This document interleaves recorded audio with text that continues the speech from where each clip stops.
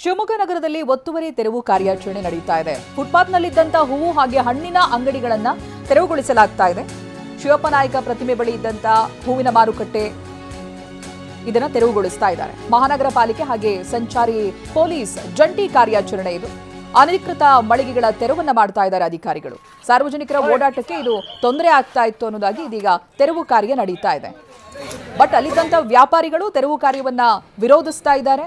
ಅಧಿಕಾರಿಗಳ ಜೊತೆ ವ್ಯಾಪಾರಿಗಳು ಮಾತಿಗಿಳಿದಿದ್ದಾರೆ. ಇದೀಗ ತೆರವು ಕಾರ್ಯಾಚರಣೆ ನಡೀತಾ ಇರುವಂತಹ ದೃಶ್ಯಗಳನ್ನ ಗಮನಿಸ್ತಾ ಇದ್ದೀರಿ ನೀವು.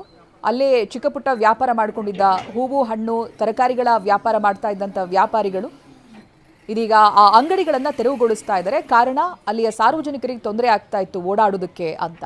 ಬಟ್ ಈಗ ವ್ಯಾಪಾರಿಗಳು ಆಕ್ರೋಶ ವ್ಯಕ್ತಪಡಿಸ್ತಾ ಇದ್ದಾರೆ, ವಿರೋಧಿಸ್ತಾ ಇದ್ದಾರೆ. ಪೊಲೀಸರ ಜೊತೆ ಮಾತಿನ ಚಕಮಕಿ ನಡೀತಾ ಇದೆ.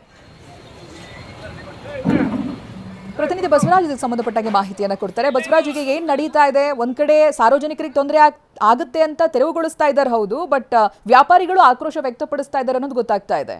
ಬಸವರಾಜ್, ಚೈತ್ರ, ಈ ಶಿವಮೊಗ್ಗ ನಗರದಲ್ಲಿರುವಂತ ಶಿವಪ್ಪ ನಾಯಕ ಇದು ಶಿವಪ್ಪ ನಾಯಕ ವೃತ್ತದ ಬಳಿ ಅಂದ್ರೆ ಈ ಶಿವಮೊಗ್ಗ ಇರುವಂತ ಕೇಂದ್ರ ಬಿಂದು ಅಂದ್ರೆ ಮಾರುಕಟ್ಟೆ, ಶಿವಪ್ಪ ನಾಯಕ ಹೂವಿನ ಮಾರುಕಟ್ಟೆ ಮತ್ತೆ ಗಾಂಧಿ ಬಜಾರು. ಹಾಗಾಗಿ ಇಲ್ಲಿ ಹೆಚ್ಚಿನ ಸಂಖ್ಯೆಯಲ್ಲಿ ವಾಹನ ಸಂಚಾರ ಇದೆ. ಅನೇಕ ವರ್ಷಗಳಿಂದ ಕೂಡ ಏನು ಈ ಶಿವಪ್ಪ ನಾಯಕ ವೃತ್ತ ಇದೆ, ಅದರ ಅಕ್ಕಪಕ್ಕದಲ್ಲಿ ಕೂಡ ಅನೇಕ ಸಣ್ಣ ಪುಟ್ಟ ಹೂವು ಹಣ್ಣು ತರಕಾರಿ ವ್ಯಾಪಾರ ಮಾಡ್ಕೊಂಡಿದ್ದಾರೆ. ಹಾಗಾಗಿ ಏಕಾಏಕಿಯಾಗಿ ಇವತ್ತು ಮಹಾನಗರ ಪಾಲಿಕೆ ಮತ್ತೆ ಸಂಚಾರಿ ಪೊಲೀಸ್ ಜಂಟಿಯಾಗಿ ಒಂದು ಕಾರ್ಯಾಚರಣೆ ಮಾಡಿದ್ರು.